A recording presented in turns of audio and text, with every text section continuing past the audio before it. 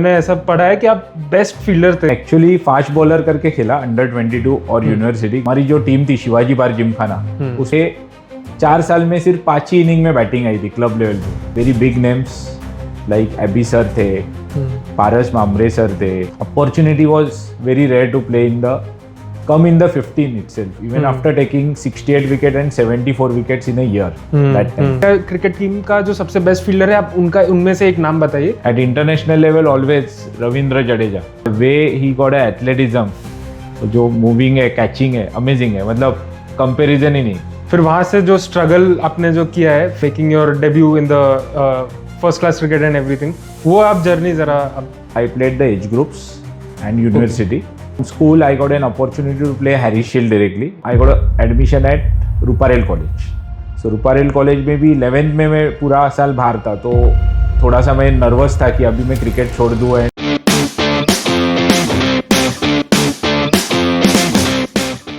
This video is brought to you by Avisa Sports, where passion meets performance. Their trusted balls and brand fuels the game at premier events and leagues across India, Dubai, Qatar, and US. Avisa Sports extends their heartfelt wishes to all the cricketers across the globe. Thank you so much, Rohan, for your participation in this interview. How did you fall in love with this sport? Cricket का आपका सबसे earliest memory आप अगर बता सकते हो? So my earliest memory was my dad used to play tennis ball cricket very well in Parel कामगार मैदान, और वो कंपनी के लिए टाइम शील्ड भी खेलते थे for Lubrizol India limited at Matunga Gymkhana. तो वो लोग का practice everyday Matunga Gymkhana evening में होता था। तो when I was very young, like even I didn't started my cricket career, I used to go with my dad to see his practice. I used to participate in the practice session, bowl few deliveries to the senior batsmen and all. So slowly I started liking cricket, and one day I gone to watch my father's match at Matunga Gymkhana, and he scored 100 at Matunga Gymkhana. I guess around that was 93, 92, and I was like 5th or 6th standard, and that time I ran with a glass of water to give him during the drinks break in between the game. So that was a good memory, and that's how I told my dad even I want to play cricket. आपके dad का reaction कैसा था जब आपने उनको बताया? After the match I told you played superb, and he was really proud that his son like his batting. तो उन्होंने कुछ ऐसा टिप्स आपने सीखा उनसे कि इनका ये पर्टिकुलर टाइप ऑफ शॉट अच्छा लगा, तो आपने कुछ सीखा उनसे? नहीं, he was a wicket keeper batsman, and I was an all rounder, fast bowler, right handed batsman. तो ऐसा वो टाइम पे मैं मतलब I was too small to learn all this technique, और वो टाइम पे टेक्निक के ऊपर इतना ज़्यादा फोकस नहीं था। So it was all directly on a game base थे, ज़्यादा टेक्निकल ये नहीं करते थे। गेम देखते थे, जो भी गेम देख के हम आपको लर्निंग होता है वो हिसाब से आप लोग लर्न करते थे। तो just dad enrol me to play at the academy at Shivaji Park with Achrekar sirs. वो कैसा एक्सपीरियंस कैसा? 7th standard, when I was in 7th standard. So that time I actually took a season ball in my hand. बस कैसा था वो Achrekar sir के साथ coaching था? So initially जब भी एकेडमी में जाता था तो sir used to handle only the school boys and senior boys. हम लोग तभी स्कूल के टीम में नहीं थे, but after that there was a batch announcement that time कि स्कूल का प्रैक्टिस चालू होने वाला है, with rainy days practice session चालू होने। If you anyone want to enrol, go to Shivaji Park. So that's how I gone to the school practice for rubber ball. After that summer vacation, and जैसे कि मैं परेल में रहता था तो I used to play tennis ball and rubber ball with all my friends and senior players there, super tennis superstar. तो मुझे वो इजी होता था खेलने के लिए वहाँ पे स्कूल का प्रैक्टिस में। So that's how I came in the team first year as an 18 man. So 7th, 8th, 9th I was 18 person. So I used to do scoring everything, water देने का किसी को, वो सब काम किया है मैंने। And I every day I used to practice with the school team. That's it. फिर वहाँ से जो स्ट्रगल आपने जो किया है for making your debut in the first class cricket and everything, वो आप जर्नी ज़रा आप एक्सप्लेन करिए। Actually, I didn't play first class. Okay. But I played the age groups and university. So from school I got an opportunity to play Harris Shield directly. I didn't play Guile Shield at all. So Harris Shield I performed well. After Harris Shield I got an opportunity to play in the Kalpesh Kodi for under 16. There also I performed really well, and Shatkar Trophy. But 16 I was not got selected at that time. Later I got an admission at Ruparel College. So Ruparel College में भी 11th में मैं पूरा साल बाहर था, तो थोड़ा सा मैं नर्वस था कि अभी मैं क्रिकेट छोड़ दूँ and concentrate on studies. But my father and mom told me that no, Rohan, you play cricket as a passion. Don't worry about the results. Just go for the practice and study also. So time पे मेरे कुछ friends थे, they took me to some other places for practice. और मैं वहाँ पे जाके सुबह शाम प्रैक्टिस करता था. When that time Mr. Vinod Deshpande sir helped me to come and practice at Bank of India nets at Azad Maidan in the evening. Morning I used to go at National sometime. I used to go to Fort Vijay to bowl someone. वो time पे batting नहीं मिलता था because I was just struggling cricketer. बराबर. And at the age of 18 I got an opportunity to play for Dena Bank. Okay. As an scholarship player under 18 scheme, that B division directly, that turned my life actually.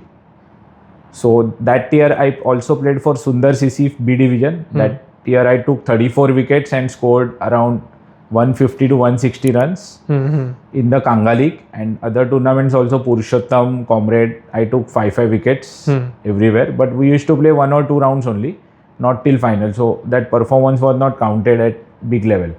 But again, Dena Bank, that experience to play Time Shield B division at the age of 17, 18, that was a big experience. So I can able to score easily in under 19 and under 19 cricket, college cricket easily. So that was a real breakthrough. And after performing at Sundar and Dena Bank, I got an opportunity to play A division club cricket for Worli Sports Club. This was also a good experience. So slowly you need to raise your game bar. That's what I like to tell every youngster.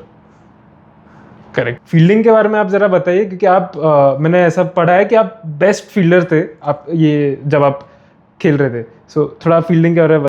तो मैं actually fast bowler करके खेला under 22 और university, क्योंकि हमारी जो team थी शिवाजी बार जिमखाना, उसमें मुझे 4 साल में सिर्फ 5 ही इनिंग में बैटिंग आई थी क्लब लेवल पे, और वो टाइम पे मैं 8, 9 या 10 नंबर जाता था. और कभी तो एकदम क्राइसिस सिचुएशन में बैटिंग है, तो इतना स्कोर करने को मुझे मिला ही नहीं अपॉर्चुनिटी. और मैं नया बॉल डालता था, तो मैं जब भी एज ग्रुप खेला तो I directly played under 22 and Mumbai university, and also played Vizzy trophy that time. और वो परफॉर्मेंस के ऊपर मुझे 30 के स्क्वाड में लिया था, मुंबई के 30 के स्क्वाड में लिया था अराउंड 2000, 2001 एंड 2. ये 3 साल में 30 में था. बट देर आर मतलब very big names like AB sir थे, पारस मामरे सर थे, संतोष सक्सेना था, अजित अगरकर थे, आविष्कार थे. तो opportunity was very rare to play in the 15 itself, even after taking 68 wicket and 74 wickets in a year that time. तो वो था एक. आपने पारस मामरे, अजित अगरकर का आपने नाम जिक्र किया, उनसे क्या आप सीखे? Discipline very important. Okay. Discipline और हार्डवर्क वो आपको आगे लेके जाते हैं. रिजल्ट्स तो आपको ऑटोमेटिक मिलेंगे, बट लर्नेबिलिटी, शेयरिंग नॉलेज, वो टाइम पे मैं जब भी ड्रेसिंग रूम में भी बैठा था, शिवाजी बार जिमखाना हो या देना बैंक का हो, तो जो डिस्कशन होता था, अगर मेरे बाजू में कोई सीनियर कलीग है, जूनियर कलीग है, तो हम लोग डिस्कस करते थे. वो हमको मेंटरशिप करते थे कि ये सिचुएशन में क्या होना चाहिए, ये तू कर सकता है क्या. They used to challenge us in the dressing room itself. और हम लोग जब भी यंगस्टर मिलते थे, जब भी हमारे एज ग्रुप के, तो हम लोग सोचते थे कि अरे इसको मैं कैसे आउट निकालूँ, इसके लिए हम लोग क्या फील्डिंग लगाएंगे, आज का विकेट कैसे है, यहाँ पे हम लोग कहाँ पे स्कोरिंग ज़्यादा कर सकते हैं, स्कोर कौन से एरियाज में ज़्यादा कर सकते हैं, कौन सा बॉलर टारगेट करेंगे, वो फील्डर वीक है, उसका थ्रो वीक है, ये सब हम लोग बात करते थे, जो अभी थोड़ा मैं कम देख रहा हूँ. Okay. Because of the mobiles. बराबर. हाँ. तो ये डिस्कशन से हम लोग का क्रिकेटिंग नॉलेज ऑटोमेटिकली ग्रो होता था. और वो टाइम पे और एक चीज़ है कि हम लोग ग्राउंड पे जाके मैच देखते थे, जो आजकल सब जन टीवी पे देखते. तो टीवी पे इतना नहीं समझता। एक्चुअल ग्राउंड पे आप ए डिवीजन क्लब का भी मैच देखोगे between two good teams, you will learn lot. तो आपको कभी ऐसा लगा कि आपका fielding is better than others? आपको कभी ऐसा लगा कि हाँ ये मैं ज़्यादा अच्छा कर सकता हूँ as compare to other departments as well? So आपको वो कभी लगा? फील्डिंग एक ऐसी चीज़ है ना जिससे आपको करना ही है, वेदर आप बैट्समैन हो या बॉलर हो, आपको फील्डिंग कंपलसरी करनी ही है अच्छी। तो आपको फील्डिंग सब पोजीशन पे आनी चाहिए, वेदर आप स्लिप में खड़े रहते हो, शॉर्ट लेग सिली पॉइंट पे खड़े रहते हो, फाइन लेग पे खड़े रहते हो, मिड ऑफ पॉइंट, ये पोजीशन आपको खुद सीखनी चाहिए। और आपको ना एक ये रहना चाहिए कि जो भी बॉल आएगा मैं पकड़ूंगा, अच्छी तरह से फील्ड करूंगा या कैच करूंगा, ये मेरा एरिया है। तो ये आपके माइंड में जब भी रहता है ना कि मुझे ये बॉल पकड़ के एफिशिएंटली थ्रो करना है या एफिशिएंटली फील्ड करके थ्रो करना है, अच्छी कैच पकड़नी है, ये मेरे एरिया में मैं रन नहीं दूंगा, वो टाइम पे you will become automatically good fielder, you will give efforts automatically. उसके बाद आपके पास टेक्निक आता है, बट पहले तो आपका माइंडसेट रहना चाहिए कि आप अच्छे फील्डर हो। खुद से बोलना चाहिए कि ये बॉल मेरे पास आएगा तो मैं अच्छा ही पकड़ूंगा, इसको ये बैट्समैन को मैं रन नहीं दूंगा यहाँ से। तो ये आपका माइंडसेट इज बहुत इंपॉर्टेंट है फील्डिंग में। उसके बाद आपके पास टेक्निक आता है। ओके, एक्यूरेसी भी इंपॉर्टेंट होता है because when you are throwing. So techniques में सब आता है, एक्यूरेसी सब आता है। टेक्निक आपने ये डेवलप किया कि ये आपके अंदर इनबिल्ट था? ये एक्चुअली इनबिल्ड नहीं, इनबिल्ड भी हो सकता है, बट मैं बहुत अच्छे फील्डर्स को देखता था वो टाइम पे कि वो लोग को वॉच करता था कि how they come on the ball, वो लोग का अप्रोच क्या है, वो लोग कैसे मूव होते हैं ग्राउंड पे। आप कौन से फील्डर्स देख रहे थे तभी? वो एंटीसिपेट कैसे करते हैं। ओके, मेरे टाइम पे Praveen sir was one of the best fielder in the slips, क्योंकि वो इंडिया को खेलते थे तो भी बाहर रहते थे, लेकिन जिमखाने में when he used to play for Shivaji Bagh Gymkhana, he always used to stand in the slip, great catches he took. Again मेरे टीम में श्रेयस खानोलकर जो इंडिया ए खेले एंड रेलवेज को बहुत सारा क्रिकेट खेले, टाइगर थे बिल्कुल ग्राउंड पे, मतलब शिवाजी बाग जैसे आउटफील्ड पे used to rush on the ball. दूसरा एक फील्डर मैंने देखा अमित दानी, जो one of the best fielder है मुंबई क्रिकेट में, he was also fielding coach for Mumbai for many years. उनका मैंने ये देखा था कि कोई भी एंगल से थ्रो करते थे, 10 में से 9 थ्रो तो उनके लगते ही थे स्टंप पे, एंड उनका catching amazing. Short leg silly point Amit Pagnis, slips, then Pravin Tambe used to give efforts. तो ये सब मतलब सबसे थोड़ा अच्छा चीज लेने का रहता है ग्राउंड पे, that is more important. So you should not waste your time, even not only in fielding but again batting, bowling, wicket keeping also you can take. आपका ऐसा भी लगता है ना कि कभी कभी अच्छा फील्डिंग हुआ तो वही आपके बैटिंग और बॉलिंग में भी रिफ्लेक्ट होता है? Yes, अगर आप अच्छे फील्डिंग करते हो automatically you get lot of confidence to bowl also in that inning. आप कॉन्फिडेंस से बॉलिंग डालते हो, बैटिंग में भी कॉन्फिडेंस आता है कि आज मैंने अच्छा फील्डिंग किया है, चल आज बैटिंग में भी हम लोग रन करेंगे। आपका कोई फेवरेट मोमेंट है जो जहाँ पे आपने यू फेल्ट कि हाँ I did this best, like particular catch या एक थ्रो या स्टंपिंग? पर्टिकुलर कैच बोले तो वन कैच हम लोग का एक फाइनल था देना बैंक वर्सेस यूनियन बैंक इन 98 अंडर 18 स्कीम में मैं खेल रहा था, और वो टाइम पे मैं लॉन्ग ऑफ पे 12th मैन करके गया था। Okay, so long off boundary पे मैं 12th मैन करके गया था। और यूनियन बैंक के एक बैट्समैन थे Sandeep Kotre, one of the best batsman that time वो एज में, तो उन्होंने लॉन्ग ऑफ और एक्स्ट्रा कवर के बीच में चिप किया था बाउंड्री पे, और मैंने वो टाइम पे एक हाथ में भागते हुए कैच पकड़ा था। That was my best memorable moment that time. Run-outs तो मैंने बहुत लिए from very all the angles, but that was one of the best catch. और एक कैच मैंने किसी का पकड़ा था बॉम्बे जिमखाने पे, मतलब वो टाइम पे जो आईपीएल के टेक्निक्स थे वो नहीं थे 2007-8 के आसपास, मतलब फील्डिंग में जस्ट ये हो रहा डेवलपमेंट हो रही थी। और जैसा कि बॉम्बे जिमखाने पे एक साकली रहती है, चेन रहती है बाउंड्री पे, तो मैंने एक हाथ में से बॉल आ रहा था बाउंड्री के बाहर जा रहा था, and just I took a one hand catch and I just got the ball inside. Umpire और बैटिंग टीम का वो झगड़ा हुआ था कि ये कैच नहीं, बाउंड्री के बाहर से कैच पकड़ा, but my feets were inside the boundary. बराबर, just took a catch in a one hand. तो क्या एंड में क्या कंसीडर किया? आउट दिया था। आप फील्डिंग के टेक्निक्स को कैसे ऑब्जर्व करते हो, उसका जो एवोल्यूशन हुआ है, जैसे आपने अभी बताया कि 2007 जस्ट डेवलप हो रहा था, आपको आपने क्या ऑब्जर्वेशन है when it comes to the evolution of fielding? First of all techniques, many techniques came in fielding, हाँ various types of throw comes. हाँ हाँ ओके, एक तो अपने इनबिल्ड नेचुरल होना चाहिए एबिलिटी, जो बोलो मैंने बोला माइंडसेट.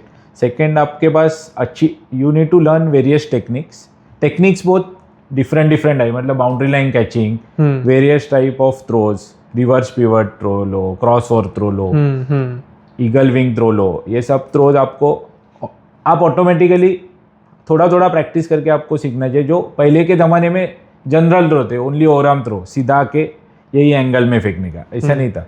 कैच भी पीछे जाने वाला catch was the difficult catch, but अभी वो टेक्निक भी आ गया, इजी कर दिया है मतलब कोचेस लोग ने. और दूसरा मतलब एनालिटिक, मतलब डेटा एनालिसिस जो होता है कि ये बैट्समैन कहाँ पे ज़्यादा खेलते हैं, जो बॉलिंग कोच है और बैटिंग कोच एनालाइज कर दे कि ये बैटर अपना बॉलर कहाँ पे ज़्यादा टर्न कर रहा है. तो इस हिसाब से जब भी आप फील्डिंग प्लेसमेंट लगाते हो ना, तो ये इवेल्युएशन है. तभी डेटा एनालिसिस नहीं होता था.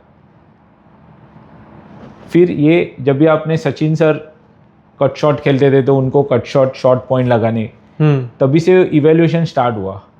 बराबर.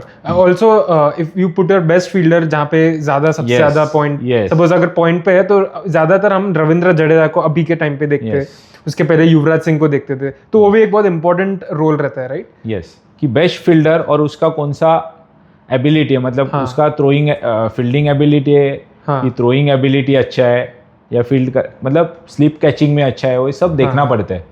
बराबर. आपको ज्यादा किधर रखते थे आप, मतलब कैप्टन आपको कहाँ पे रखते थे field? All positions, because you are basically better in all departments of the, as per the requirement I used to. कभी मैं एसपीजी के मैच को when I was 20 years fast bowler का खेलता, तो फाइन लेग, लॉन्ग ऑफ, सब boundaries any, but I was also good in the 30 yards also, and slip fielding also मैं सब प्रैक्टिस करता था अलग अलग टाइम पे. सो basically you need to practice all the things, और सब थोड़ा करने का. Give 10 to 15 minutes for each technique, you will be a good fielder. जब आप डोमेस्टिक क्रिकेट को आप देखते हो तो आप डू यू फील कि फील्डिंग को ज़्यादा इम्पोर्टेंस दिया जाता है जब आप देखते हो? Yes, from last 7 to 8 years fielding is very important aspects, because from all the state coaches also मतलब give मतलब इम्पैक्ट, मतलब फील्डिंग के ऊपर ज़्यादा जोर देते हैं, क्योंकि उनको मालूम है कि फील्डिंग मैच एक ऐसा फैक्टर है जो सामने के क्योंकि आप फील्डिंग में कैसे रहते हैं, आप 11 जन मिलके 2 बैट्समैन के ऊपर अटैक कर सकते हैं, लाइक अ टीम या तो अलग मतलब उनको अभी सब लोग को समझना है, डोमेस्टिक हो या at any level, fielding is very important. They give impact on fielding. आपको अभी के जनरेशन में सबसे बेस्ट फील्डर आपको कौन लगता है, कौन है वो? मतलब for international, India international, you can let's divide it. India के लिए, इंडिया क्रिकेट टीम का जो सबसे बेस्ट फील्डर है, आप उनमें से एक नाम बताइए, और जो रणजी के सेटअप में फर्स्ट क्लास क्रिकेट, वहाँ से एक नाम बताइए. Ranji, I can say Shreyas Iyer. He got a superb arm, agility, speed, everything, catching, everything superb. One of the best fielder. Even Ajinkya is really good. Ajinkya अच्छा है. Slip में तो he has hardly dropped any. Hardly dropped. Even Shreyas तो सब जगह पे अच्छे है. Ajinkya is superb. Then you can say Surya भी अच्छा है. He is one of the best fielder. He used to give efforts. Dhrumil Matkar. Okay. He is also very good fielder. Jay Bishta. He also a very good fielder at domestic level. Correct. At international level, always Ravindra Jadeja. The way he got a athleticism, उसका जो powerful arm है, जो moving है, catching है, amazing है, मतलब comparison ही नहीं. उसके बाद I can tell Virat Kohli.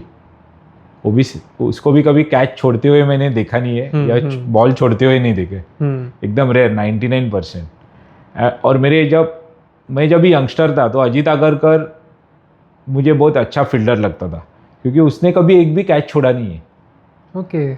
International career में तो मैंने उसको कभी देखा ही नहीं कैच छोड़ते हो. हाँ. So what kind of fielding drills that one player goes through? मतलब आपको आप क्या देखते हो कि मतलब आपके जब आप खेल रहे थे तो आप क्या क्या फील्डिंग ड्रिल्स प्रैक्टिस करते थे आप?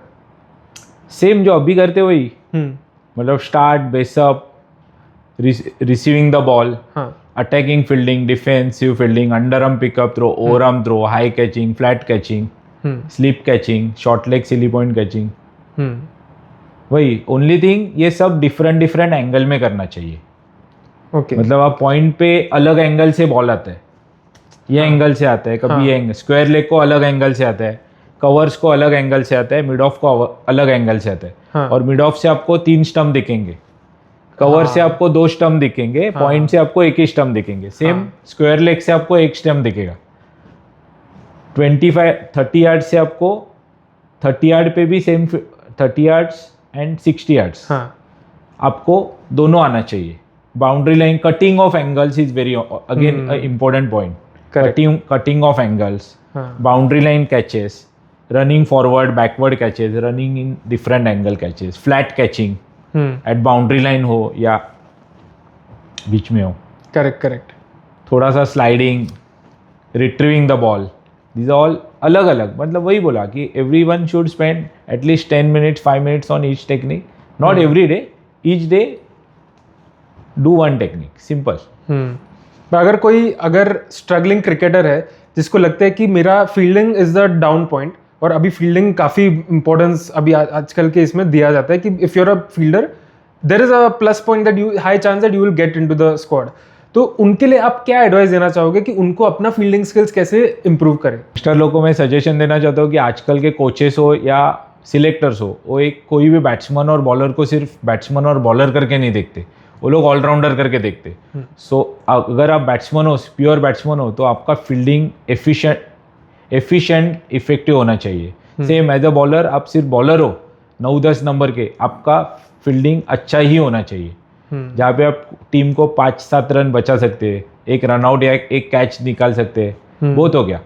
अगेन प्योर बैट्समैन है तो एफिशिएंट फील्डर होना चाहिए, जैसा रविंद्र जडेजा है, विराट कोहली है, रोहित शर्मा है, श्रेयस अय्यर है, अजिंक्य रहाणे है. ये लोग सब बहुत अच्छे फील्डर है.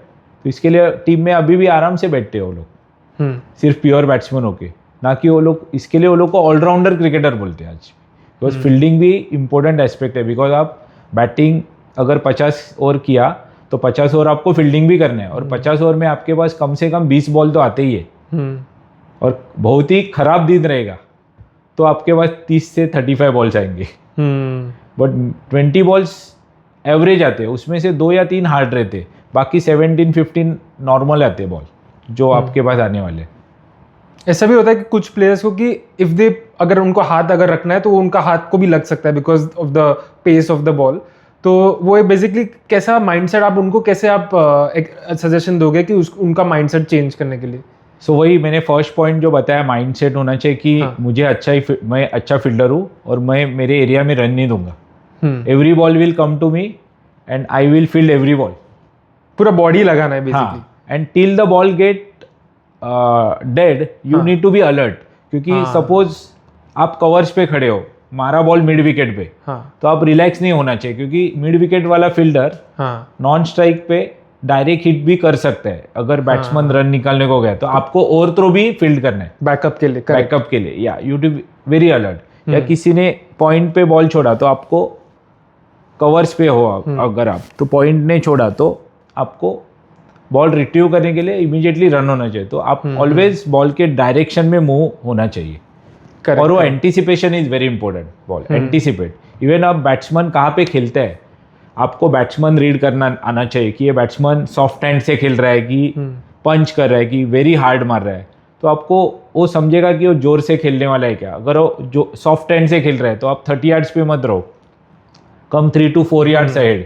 सो आप you can go towards the ball immediately. Pickup under arm. अगर थोड़ा सा पुश कर रहा है तो आप 25 यार्ड्स पे भी अड़ा सकते हो.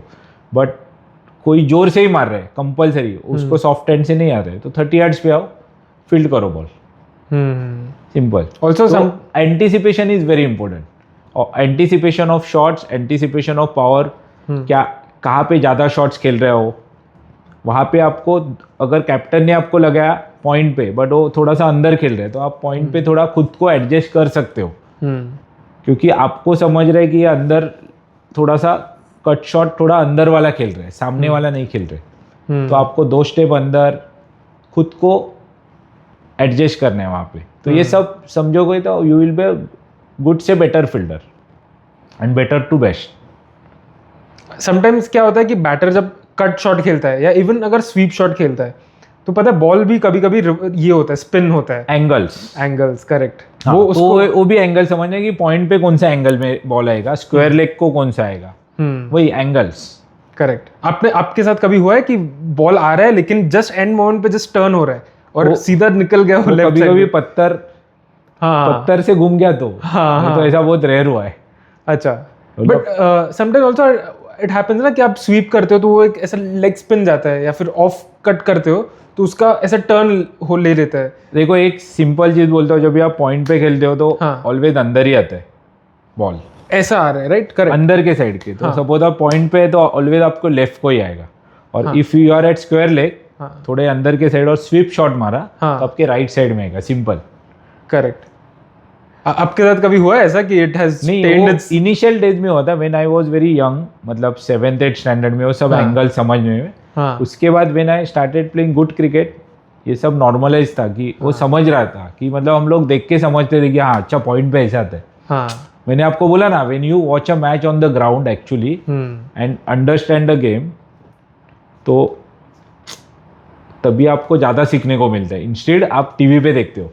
हाँ करेक्ट, टीवी पे भी बहुत सारे प्रॉब्लम होता है कि ऐसा एंड मोमेंट पे ball change. I will suggest one more thing to the youngster, that go on a proper ground instead of going at a big ground. Like if you are going to Wankhede you won't understand this thing, because आपको आपका career कहाँ से start करना है। Like ground like Shivaji Park, Azad Maidan, Cross मैदान, Oval मैदान, आप directly Wankhede BKC पे नहीं खेलोगे। आपको वहाँ पे परफॉर्म होने के बाद ही आप मुंबई टीम में आने के बाद आपको सचिन तेंदुलकर जिमखाना या वानखेड़े बीकेसी में अपॉर्चुनिटी मिलेगी। तो वो टाइम पे आपके पास अच्छा आउटफील्ड रहेगा। But initial days when you go on this grounds you need to field on such difficult outfield only, hard conditions basically, hard condition, क्योंकि वहाँ पे प्लॉट रहता है, प्लॉट ऐसा नीचे आता है तो प्लॉट से नीचे आएगा तो बॉल स्किट होता है, तो बराबर प्लॉट के आगे रहना चाहिए या थोड़ा पीछे रहना चाहिए। ये सब एडजस्टमेंट आपको आनी चाहिए। अगर अच्छे ग्राउंड में तो प्लेन रहते हैं। हाँ, to add some more point on fielding कि कैसे कि have you covered enough? I covered enough, but every player must go for a warm up, that is very important। उससे आपको इंजुरीज भी नहीं होते। And after warm up you have to do some fielding like catching, basic fielding during before the game. क्योंकि मैंने बहुत time देखा कि क्लब क्रिकेट या स्कूल क्रिकेट, कॉलेज क्रिकेट में कि प्लेयर्स ड्रेसिंग रूम से डायरेक्टली बाहर आके खेलने को जाते हैं एक्चुअल मैच, तो उससे परफॉर्म आप रेडी भी नहीं रहते, आपकी बॉडी भी रेडी नहीं रहती, माइंड भी रेडी नहीं रहते। तो I would just suggest everyone that even आपके कोई कलीग्स वार्म अप को नहीं है, you go for your own warm up, और उससे आपको इंजरीज भी नहीं होगी। क्योंकि फील्डिंग में डिफरेंट टाइप ऑफ एंगल्स में आपको भागना रहता है। तो हम लोग बोलते हैं ना ये पुल हुआ, वो पुल हुआ, एंकल गया, नी गया, ग्रॉइन मेरा खींचा है, तो ये बिकॉज ऑफ दैट कि if you don't do a proper warm up and थोड़ा सा फील्डिंग ड्रिल, स्पॉट बॉलिंग लो या knocking low, your body will not react at a competitive level. So please go and do your warm up, even if your team or your partners are not doing. You have to be disciplined for yourself, because injury आपको होगा, उनको नहीं होगा। Correct. अभी थोड़ा coaching के बारे में हम जानेंगे, because you have also been a coach. What is आपका फिलोसफी क्या है, and do you focus on technique, mindset, या दोनों चीज़ें? You need to combine in a coaching, you need to combine for any players his mindset also and technique also, you should combine both the things। और philosophy बोले तो we need to explore the players to enhance their maximum potential। मतलब उनको आप उनके maximum potential तक उनको खींच सकते हो, ये आपका फिलोसॉफी होना चाहिए. So specially first is mind set and then technique. कभी कभी से आपका आपको लगा कि हाँ अभी मुझे कोचिंग का भी एक ये करना चाहिए? Actually, 2007-8, I got a shoulder tear. I was called for Mumbai Indians trials also, first IPL. हाँ. और मेरा शोल्डर टेयर हो गया था और वो टाइम पे MRI कह रहे थे, वो भी नहीं मालूम था. तो वो टाइम पे I was best batsman for Kanga League. Purushottam में भी मैंने रन्स किया था, पुलिस शील्ड में भी रन्स किए थे वो टाइम पे. रन्स और विकेट दोनों निकाले थे. तो और मुझे हेमन वाइंगनकर सर जो रिलायंस के तभी मैनेजर थे, उन्होंने मुझे ट्रायल्स के लिए बुलाया था at BKC for first IPL. और मैंने बैटिंग अच्छी की थी एट BKC, बट जब भी फील्डिंग आया तो हाई कैचेस लेने के बाद मैं अंडर आर्म थ्रो कर रहा था कीपर के पास. तो उन्होंने पूछा टीम मैनेजमेंट ने कि अंडर आर्म थ्रो क्यों कर रहे हो राम. तो मैं बोला कि मेरा शोल्डर ही नहीं ऊपर आ रहा. तो मुझे मालूम नहीं था कि ये टेयर हुआ है. तो मैं सिर्फ घर पे जाके गर्म पानी बर्फ़ लगाता था. तो नेक्स्ट ईयर बैटिंग तो मैं कर रहा था. नेक्स्ट ईयर मुझे RR के लिए बुलाया था. तभी मुझे जुबिन भरूचा सर ने रेफ़र किया टू डॉक्टर अभिजीत सालवी, जो अभी BCCI के डोपिंग एक्सपर्ट थे पहले और अभी UAE क्रिकेट के हेड फिजियो है. ओके. तो उन्होंने बोला कि रोहन पहला MRI करते देखते क्या है तेरा. उन्होंने मेरा टेस्टिंग्स किया और बोले MRI में टेयर निकला. तो टेयर के बाद मेरा ऑपरेशन हुआ by doctor Anand Joshi. Operation के बाद रिहैब होने के लिए थोड़ा टाइम गया, क्योंकि 1-1.5 साल गया, क्योंकि Abhijit sir was busy with RR और मेरे पास अच्छे फिजियोज तभी इतने पहचान के नहीं थे. और वो टाइम पे मैं नौकरी भी करता था एट इंटेलिनेट, लाइक 1 to 8 या 1 to 9 मेरा जॉब था. BPO था ना इसके लिए. बट हम लोग टाइम्स क्रिकेट भी अच्छा खेलते थे. तो मैं बॉलिंग नहीं डाल रहा था. तो तभी मैं वो टाइम पे बीच में मैं कीपिंग किया कोई मैचेस को और बैटिंग किया. ओनली बैटिंग एंड कीपिंग, कभी फील्डिंग, ऐसा था. हार्ड था आपको बैलेंस करना दोनों काम और खेलना? हाँ, बिकॉज मैं जब भी 22 खेलने के बाद और यूनिवर्सिटी खेलने के बाद मुझे इमीडिएटली जॉब ऑफर, यहाँ पे जॉब्स नहीं थे मुंबई में वो टाइम पे. एक आध दूसरा जॉब ओपनिंग आता था. तो और I was from middle class family. तो मुझे खिमजी रामदास में जॉब मिला ओमान में. तो मैं वहाँ पे 3 सीज़न खेला. 2 सीज़न उसके बाद दुबई में खेला और उसके बाद मैं 2007 में वापस आया था. ओके. जॉब करने के बाद ही. हाँ. तो दैट टाइम मैं 26-27 ईयर्स का था. करेक्ट. और मैं बेस्ट बैट्समैन लिया यहाँ पे आके कांगा लीग में. सभी मुझे बोलते थे कि तू बॉलर है. मैं बोला मैं बैटिंग भी अच्छा करता हूँ, गिव मी द अपॉर्चुनिटी. और वर्ली स्पोर्ट्स क्लब ने मुझे अपॉर्चुनिटी दिया. वो आप अभी ओमान गए थे और मतलब वो टाइम पे आप ओमान भी गए थे, दुबई में भी आपने खेला है. उसका ज़रा आप एक्सपीरियंस शेयर कर सकते हो? मैं जैसा मस्कत में लैंड हो गया, मस्कत is the capital of Oman. तो मैंने जब भी ग्राउंड देखा तो मैं एकदम शॉक हो गया. तो ग्राउंड विकेट सीमेंट का था and ground was very hard. तो हमारे जो मैनेजर थे मधुभाई जसरानी सर, उन्होंने बोला कि रोहन यहाँ पे डाइव नहीं मारना. डाइव मार गया तो तुम्हारा हाथ फ्रैक्चर हो जाएगा. 3 महीना गया तुम्हारा क्रिकेट का. बॉल गया चलेगा. हाँ.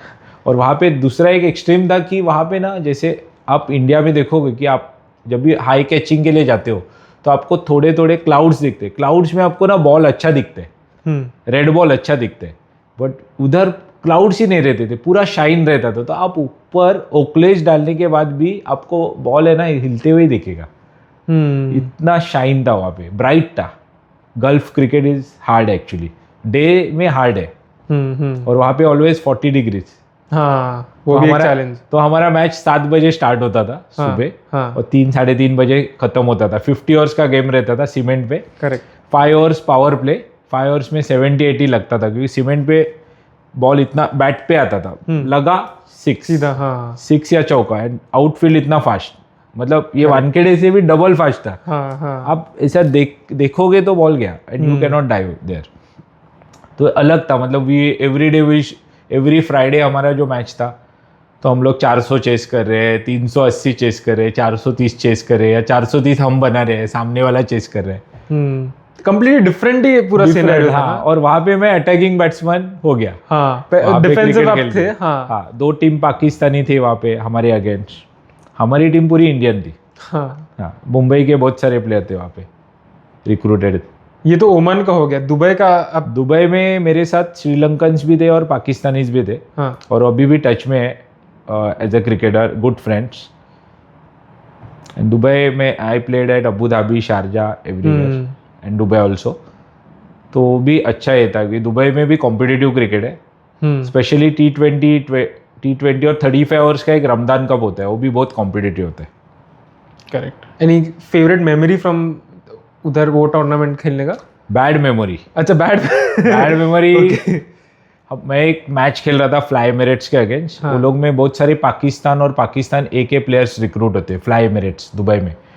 तो हम लोग का मैच, मतलब हम लोग कुछ 127 130 ऑल आउट हुए थे, और वो लोग के 5-6 विकेट गए थे, बट लास्ट में 3-4 रन चाहिए था, और मैं ओवर डाला, तो मैंने एक को ऑफ कटर डाला।